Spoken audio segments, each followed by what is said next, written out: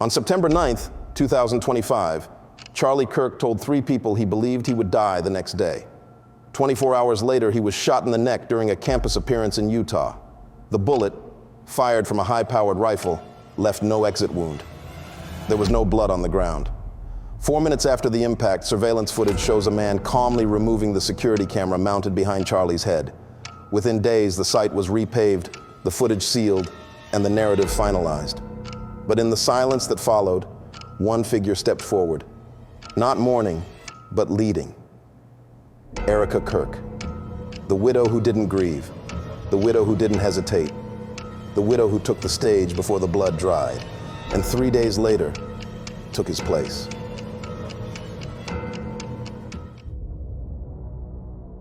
I never cared much about politics. I cared about order, structure, knowing where the exits were, where the threats might come from. Maybe that's the kind of person you become when your father's a police sergeant and your brother comes home in a flag-draped box. I was raised in a town where you stood for the anthem. You looked men in the eye, and you learned early on how to keep your voice even when things got loud. I joined the Marines after 9/11, like half the guys in my high school did. 2 tours, honorable discharge, no tattoos, no bad conduct marks. After that, I bounced around, worked as a private contractor overseas, then bodyguard gigs back home, political rallies, corporate security, a few tech billionaires. When you work protection, your job isn't to believe, it's to keep people alive. That's all. That's how I ended up with Turning Point. A guy I trusted said they needed someone quiet, clean, and loyal. Someone who didn't flinch in crowds. The pay was decent. The gigs were organized. And unlike other teams, they didn't throw you to the wolves, not back then. Charlie was smart. Say what you want about his politics. He had presence. The kind of presence that made even angry people lean in. He knew how to own a stage, how to modulate his voice. I'd seen it 100 times. But the thing that stood out most was how much Erika watched him. Not as a wife, as a strategist. She didn't look at him like a person. She looked at him like a platform. The last event I worked was supposed to be routine. We'd run through the protocols. Sniper sweep, bag check, 2 exits covered, no chatter, no threats. He was about 20 minutes into his speech when it happened. One moment he was gesturing with his right hand, the same way he always did when he was making a point about America's moral foundation. The next I saw something flicker to his left, not a flash, just a distortion. And then he dropped. The sound came a second later. Not a full gunshot, a crack, like a high-powered pellet hitting drywall. The room didn't process it right away. That's always how it is. Real violence doesn't sound like movies. Then came the screams. Campus police locked down the exits. I gave my report to one of the supervisors, a guy I'd worked a dozen rallies with, but something in his tone was off. He said, "You weren't on the roster today." "Where were you supposed to be?" I told him. "Main floor, east exit, 20 feet from Charlie." He flipped his clipboard around. My name wasn't there. "Must have been a comms error." That's all he said, then walked off. I figured it was just bad coordination. Temp hires screw up rosters all the time. But as I moved through the crowd trying to piece things together, no one would look me in the eye. Not the other guards, not the TPUSA staff, not even the medic who packed up Charlie's blood-soaked jacket. I waited outside the auditorium with a few other handlers. Everyone talked in hushed tones, but they weren't shaken. They were measured, like the tone people use after a planned fire drill. Erika was ushered out a back door surrounded by 3 aides. One of them clutched a thick binder labeled Voice Operations. She didn't glance at the crowd, didn't wave, didn't cry. And when the EMT asked if she wanted to ride with her husband, she shook her head. "I'll take the secure vehicle." I've seen wives break down when their husbands scrape a knee. Erika Kirk watched Charlie bleed and walked away like she'd just finished a board meeting. I went home that night and sat on my porch with a bottle of rye and a 1,000-yard stare. I told myself I'd file a formal report in the morning. I told myself maybe she was in shock. But the more I replayed it, the more the timeline felt wrong. She moved before the shot, not after. I didn't sleep. I ran the footage in my head again and again. The flicker, the way Charlie jerked, the way Erika stepped forward before the noise. But the weirdest thing wasn't the shot. It was what came after, when nobody acted like it mattered. The next morning, I went back to headquarters. I told myself it was to drop off paperwork, but really, I just needed to see the place again, to make sure everyone was okay, that the mission hadn't fallen apart, that it still meant something. From the outside, everything looked normal. The flags were still up. The parking lot was full. Inside, though, something had shifted. The silence hit me first. Thick, muffled, like soundproof glass had dropped over the building. People moved slowly through the halls, some crying softly, others staring at computer screens that didn't seem to be on. You could almost feel the grief pressing against the walls, but it was wrong somehow. Staged, like everyone had been told how to grieve. Then I saw her, Erika, standing near the east corridor, clipboard in hand, her posture perfect. Not a tear on her face. Her expression wasn't even tight. It was professional, controlled, strong. She looked like a woman who'd lost a piece of strategy, not a husband. Someone called her name as she passed. She smiled, small, polite, nothing behind it, and said, "We stay focused." Then she disappeared into the conference room. I just stood there watching her go, trying to understand how someone could look so calm after what happened. Everyone else was broken, but she was solid, composed, almost radiant. If this was mourning, it was curated. I checked in with the other guards. No one wanted to talk, not about the event, not about Charlie. One guy just said, "Keep your head down," then turned away. That's when I decided to look for answers on my own. I used my old access credentials to get into the operations wing. It wasn't hard. Security was tight at the front. But inside, no one questioned anything.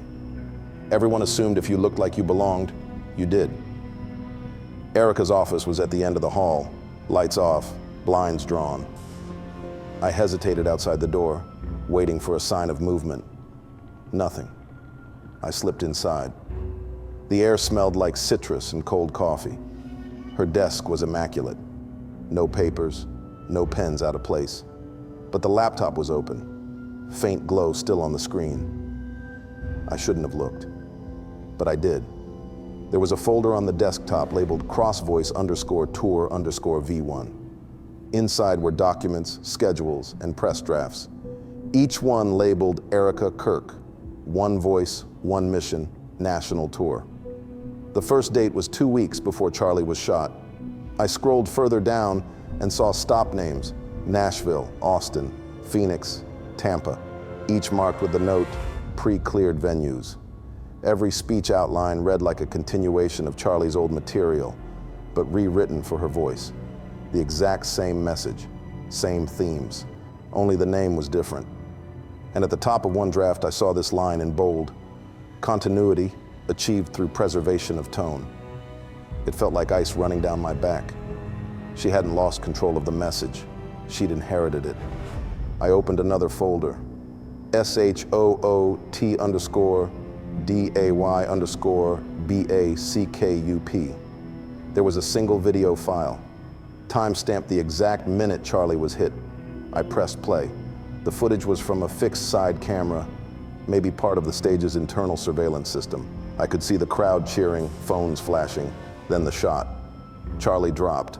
People screamed. But Erika didn't move, not even an inch. Her hands were folded neatly in front of her. Her expression didn't change. She blinked once. That was it.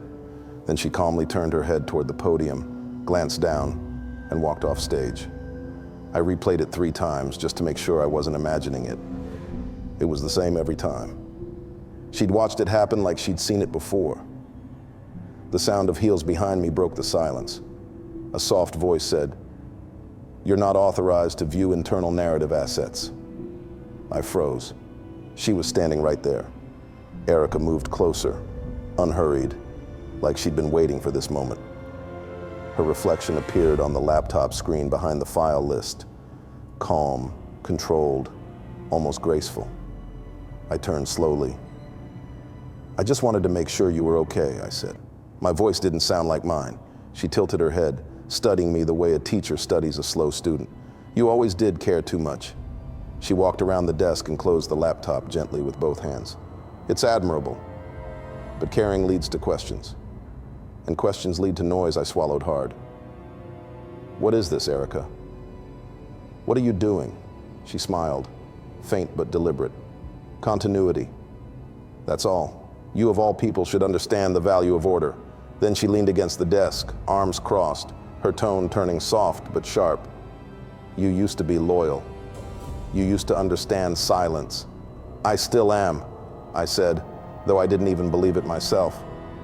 She stepped closer, lowering her voice. "No, you're getting loud, and loud things don't survive in quiet systems."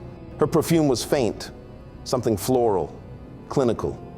She placed a hand on my shoulder. I could feel the heat of her skin through my jacket, but it didn't feel human. It felt measured. "Your services are no longer needed," she said.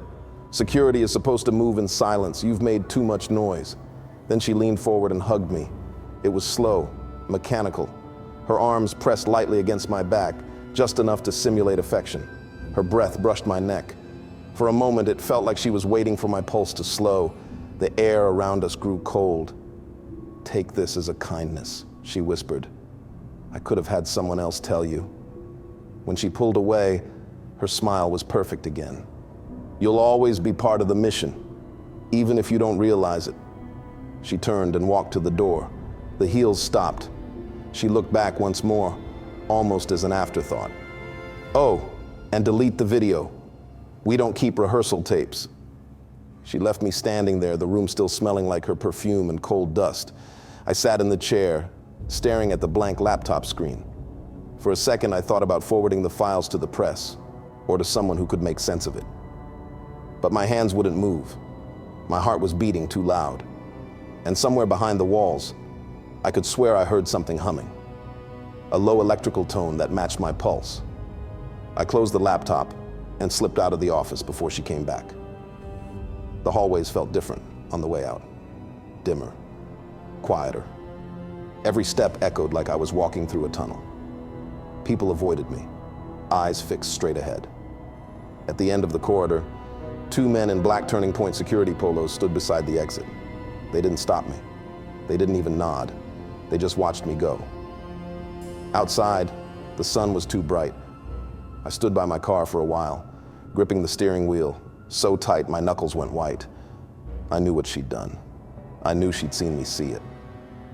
But the strangest thing was how calm she'd been. Like letting me go was part of the script. As I pulled out of the parking lot, I looked in the rearview mirror and saw her silhouette in the glass doors, still standing there, watching. And for a moment, I could have sworn her lips moved. Maybe she was mouthing something. Or maybe it was just my imagination twisting shadows into words. Either way, I knew what it meant. She'd already written me out. She let me walk out that door. But deep down, I knew I wasn't leaving. I was being released. I sat in the dark for hours after leaving the building. Didn't turn on the TV. Didn't check my phone. Just sat there. The air so quiet, I could hear the refrigerator hum in the kitchen like it was trying to say something. I kept thinking about the hug, about how her hand never really gripped. It just floated against my back like a cold symbol. A signal. I hadn't been fired. I'd been silenced. The worst part was, I still cared. That's what made it hurt. I had wanted to protect something real. But Erika had rewritten reality, and I'd been left behind like an outdated file. I pulled my burner phone from the drawer, the one I never used. The one I kept in case I ever needed to talk to someone who remembered when this whole movement still felt like a mission. I scrolled past every name, stopped at one. Candace Owens. I didn't think she'd pick up. She was long gone from Turning Point, but people said she still knew what was happening behind the scenes. Maybe too much. The line clicked before the first ring even finished. "You're calling late." I froze for a second, then forced the words out. "It's me." From security. Arizona Team A, pause. Then, I remember. I wouldn't call unless it was serious. She sighed. The kind of sigh that told me she'd been waiting for this call, maybe dreading it. "How bad is it?" I swallowed. "She's replacing him. Charlie. She's taking over the whole voice operation. I think she planned it before it happened. The tour, the messaging. I saw it all." She didn't ask how I got the files. She didn't ask what I saw. "You're not crazy," she said. "You're just late." A lot of us saw it coming. Few wanted to name it. "I saw the video," I said. "When he was shot, she didn't move. Didn't even blink." Another silence. "Because it wasn't a tragedy to her," Candace said softly. "It was a transition." I leaned forward, hand gripping the table's edge. "I need to know what this is, Candace. What's happening? What did I see?" She didn't answer right away. I could hear her moving, closing a door maybe, or stepping away from something. "A voice that doesn't come from God," she said finally, "will still try to sound holy." That line hit me in the chest. "You said you saw her plan?" "Yeah." "Then you know it was never about carrying on Charlie's work. It was about erasing it while keeping the illusion of it." She continued, her voice slow and heavy. "Charlie had conviction, but conviction gets unpredictable. Erika, she only believes in control," I whispered. She looked at me like I was already gone. "You probably are," Candace said. "To her, you're noise, and she's tuning everything." My throat tightened. "What am I supposed to do now?" She didn't speak for a moment. Then, "You need to speak." "I can't. She might. But if you don't, no one will." And then the lie becomes the truth. "I don't have a platform." "You don't need one. You just need a spine. You were assigned to protect Charlie. That doesn't end just because he's gone." I closed my eyes. My hands were shaking now. She hugged me. I know. It felt like she was saying goodbye to something already decided. Candace's voice lowered. "She doesn't kill people the way you think. She replaces them. She overwrites them until they're just echoes of her voice. You still have your own. Use it before it's gone too." The line went quiet. I thought she'd hung up. But then she said one last thing. "If you're still praying, now would be the time." Then she was gone. I sat with her words, letting the silence build again. There was no going back after that call. I knew it. The lights in my apartment buzzed faintly, flickering once.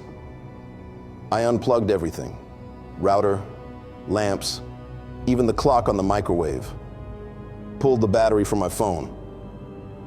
Then I opened my laptop. I don't even know why I did it. Habit, maybe. The screen powered up.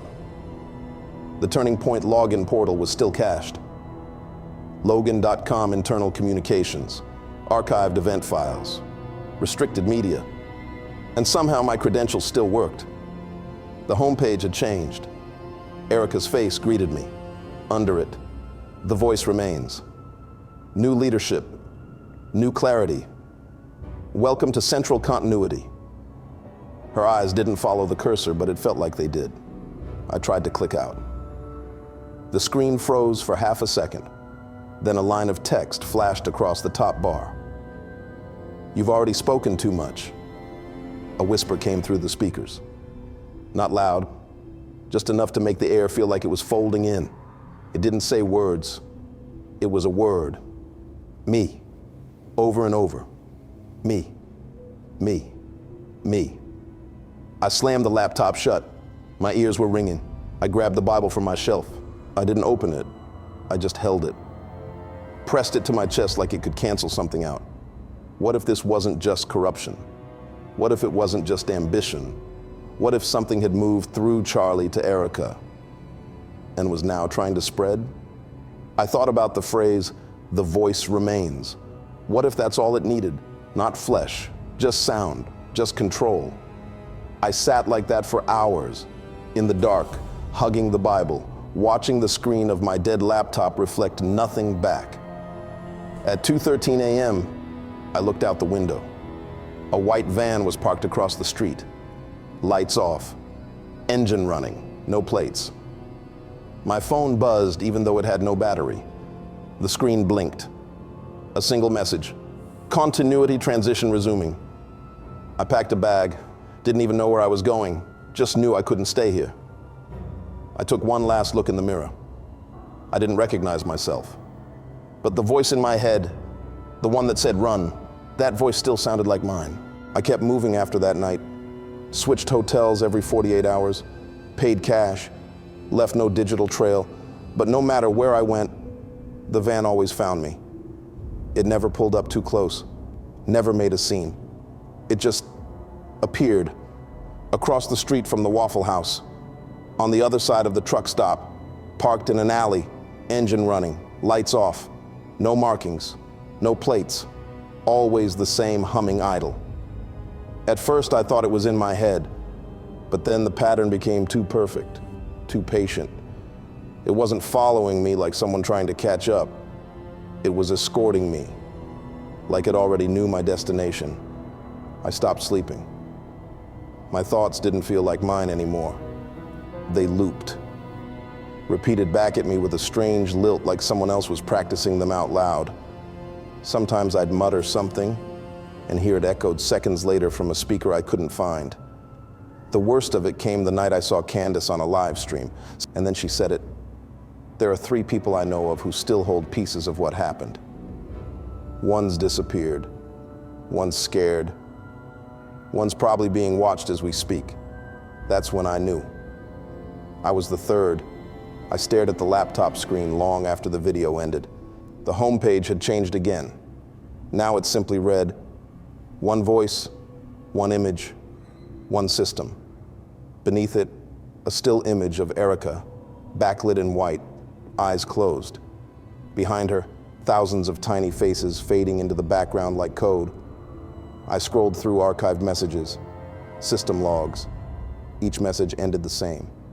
Speaker, Erika_K, ATS, status, synchronized. It wasn't just that she was in control now. She'd become the voice. Charlie had always hesitated, always filtered what he said through belief, through caution. But Erika, she'd given herself over completely.